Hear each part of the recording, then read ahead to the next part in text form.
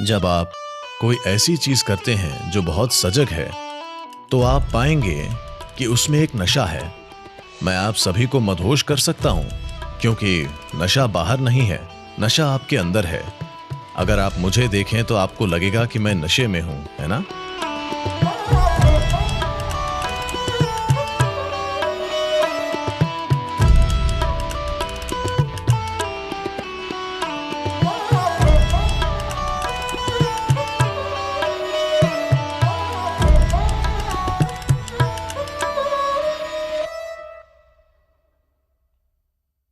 अगर आप मुझे देखें तो आप सोचेंगे कि मैं नशे में हूं, है ना?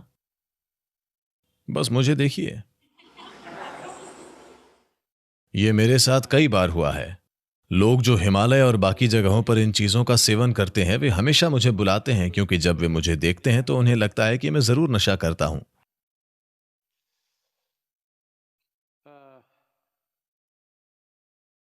हमें यह समझना होगा, हम जो भी रसायन अपने शरीर में डालते हैं, चाहे इस रूप में या उस रूप में, चाहे जैसे भी, दरअसल वो सिर्फ हमारे भीतर किसी चीज को उत्तेजित करता है। वो अपने आप में हमारे साथ कुछ खास नहीं कर सकता। सिर्फ वैसी चीजें जिनसे आप पूरी तरह से नींद में चले जाएं, जैसे कोई एनेस्थेटिक, वे अलग तरह से काम करते हैं। वे पूरी तरह आपको धराशायी कर देंगे। मगर बाकी सभी चीजें जिनमें किसी तरह का अनुभव होता है, वे सिर्फ आपके अंदर किसी चीज को उत्तेजित करते हैं। अब सवाल है, आप सेल्फ स्टार्ट हैं या पुश स्टार्ट? अगर आप जानते हैं कि खुद को उत्तेजित कैसे करें, तो आप यहां बड़े आनंद में बैठ सकते हैं।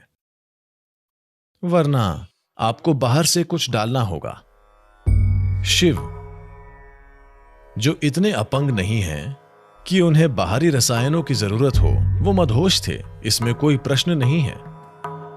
मगर किससे, ये अलग बात है। वो नशीले पदार्थ का इस्तेमाल नहीं कर रहे, वो खुद नशा हैं। तो मैं आपके लिए इसे संभव बना सकता हूं। अगर आप एक खास तरह से मेरे साथ रह सकते हैं, तो मैं आप सभी को मदहोश कर सकता हूं। क्योंकि नशा बाहर नहीं है, नशा आपके अंदर है। तो जो लोग शिव की नकल करना चाहते हैं, उन्हें पहले स्थिर बैठना चाहिए 3 महीनों तक, और फिर शायद वे धूम्रपान भी कर सकते हैं। ऐसा हुआ, आदि शंकर चल रहे थे। वो जरूर बहुत तेज चलते होंगे, क्योंकि 32 की उम्र तक वे गुजर गए थे। उससे पहले 12 से 32 की आयु में, उन 20 सालों में, उन्होंने कई बार भारत के एक कोने से दूसरे कोने तक की यात्रा की। उत्तर से केरल, बद्रीनाथ तक जाकर वापस, और पूर्व पश्चिम सब कुछ। वे जरूर बहुत तेज चलते होंगे, क्योंकि वो एक छोटे से जीवन में ही इतना चल लिए थे। और बीच बीच में उन्होंने हजारों पन्नों के ग्रंथ भी लिखे। वे ये सब लिखने के लिए कहीं बैठे होंगे। तो वो बहुत तेज तेज चल रहे थे। उनके पीछे उनके शिष्यों का एक समूह धीरे धीरे दौड़ रहा था। फिर उन्होंने एक गांव के बाहर देखा। उन दिनों में भारत में 25-30 साल पहले भी ये शराब की दुकानें, देशी शराब, आप जानते हैं, आमतौर पर वो ताड़ी होती थी, वे गांव के बाहर ही होती थीं। उसे कभी गांव में नहीं लाया जाता था।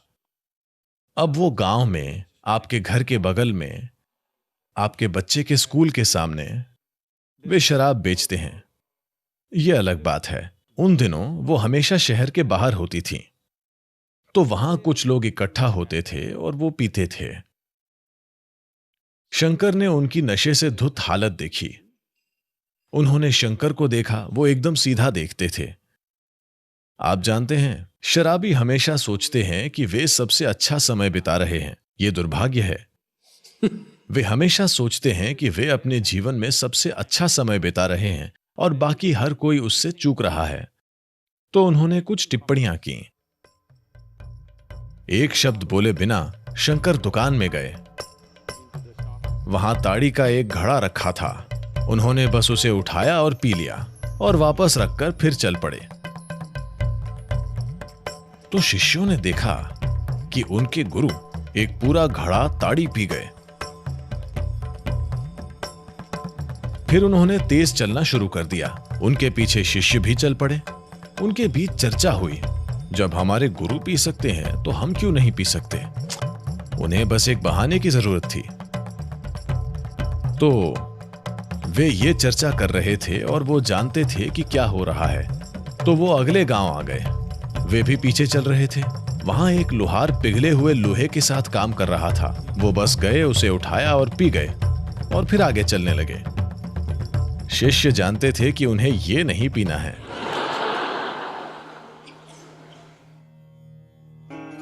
तो अगर शिव धूम्रपान भी करते थे, मुझे नहीं लगता कि वो करते थे। वो निश्चित रूप से मदहोश थे, मगर भांग और गांजे जैसी तुच्छ चीज से नहीं। वो मदहोश जरूर हैं, इसमें कोई प्रश्न नहीं है। हमेशा, चाहे वो धूम्रपान करते भी थे, तो क्या आप वे सब चीजें कर सकते हैं जो वो करते हैं? मैं पूछ रहा हूं। इसके योग्य बनने के लिए अगर आप 3 महीने स्थिर बैठ सकते हैं तो मैं आपको वो पदार्थ दूंगा।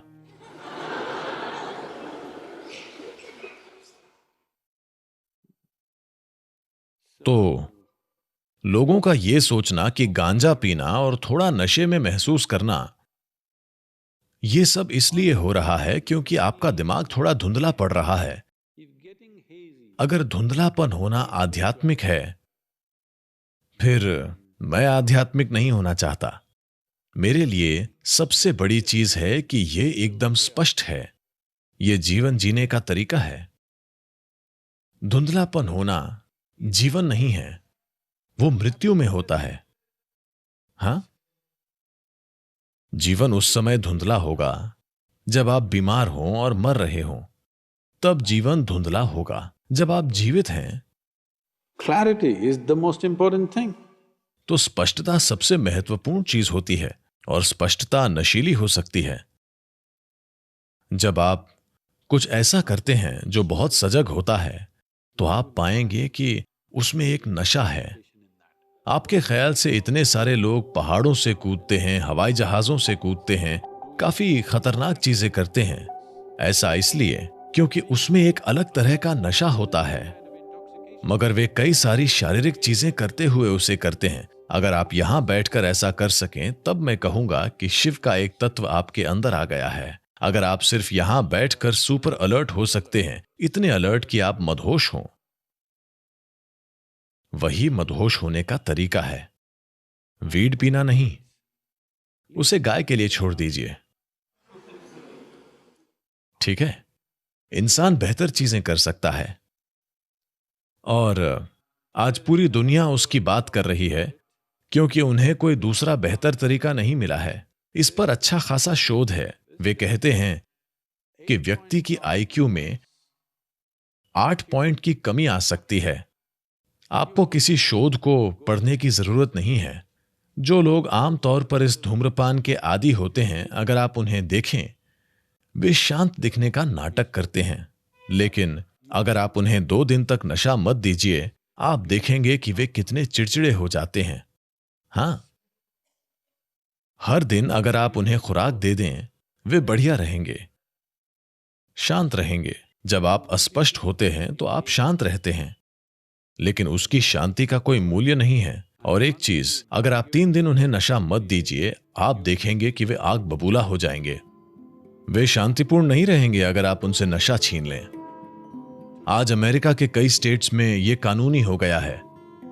कई बड़े कॉरपोरेट उसमें घुस रहे हैं। ऐसा इसलिए क्योंकि आप नहीं जानते कि अपने दिमाग को कैसे संभालें, जो आपका बनाया हुआ नहीं है। पिछली पीढ़ियां विकसित हुई हैं और यहां तक पहुंचे हैं, और आप नहीं जानते कि इसे कैसे संभालना है। आप उसे नशे से थोड़ा धीमा करना चाहते हैं ताकि वो शांत लगे। यह जवाब नहीं है। अगर आप कुछ समय के लिए नशा रोक दें, फिर आप देखेंगे कि आपकी शांति उड़ जाएगी।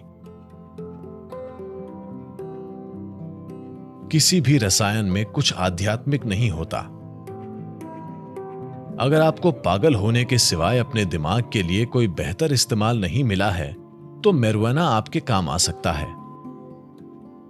कम से कम आप किसी को तंग नहीं करेंगे, आप नशे में होंगे और बस कहीं बैठे रहेंगे। अगर आपने अपने दिमाग का कोई बेहतर इस्तेमाल पा लिया है कि आपका दिमाग कुछ सार्थक, कुछ रचनात्मक, कुछ उपयोगी कर सकता है, फिर यह तरीका नहीं है।